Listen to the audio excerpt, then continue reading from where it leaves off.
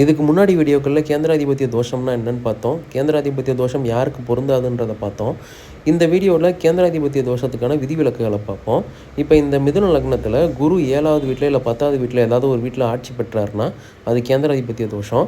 இப்போ முக்கிய விதியான கேந்திராதிபத்திய தோஷம் பெற்ற கிரகத்தோடு 5, 9 கிரகங்கள் சேர்க்கை பெறுறது அந்த தோஷத்தை கேன்சல் செஞ்சிடும். அப்படி பார்த்தீங்கன்னா இந்த லக்னத்துக்கு 5ஆம் அதிபதியான சுக்கிரன் குருவோட சேர்ந்திருந்தாலோ இல்லை குருவை பார்த்தாலோ கேந்திராதிபத்திய தோஷம் இங்கே கிடையாது. அதே மாதிரி 9ஆம் அதிபதியான சனி குருவோட சேர்ந்திருந்தாலோ இல்லை குருவை பார்த்தாலோ இந்த கேந்திராதிபத்திய தோஷம் இங்கே வேலை செய்யாது. அதே மாதிரி பார்த்தீங்கன்னா இந்த லக்னத்தின் அதிபதியான புதன் குரு கூட எங்கேயாவது சேர்ந்திருந்தாலோ இல்லை சமசப்தமாக பார்த்துக்கிட்டாலும் இங்கே கேந்திராதிபத்திய தோஷம் கிடையாது. அதே மாதிரி இயற்கை பாவைகளான சனி செவ்வாய் இவங்க குருவை பார்த்தாலே குருன்னு இல்லை கேந்திராதிபத்திய தோஷம் பெற்ற கிரகங்களை பார்த்தாலே அங்கே கேந்திராதிபத்திய தோஷம் வேலை செய்யாது.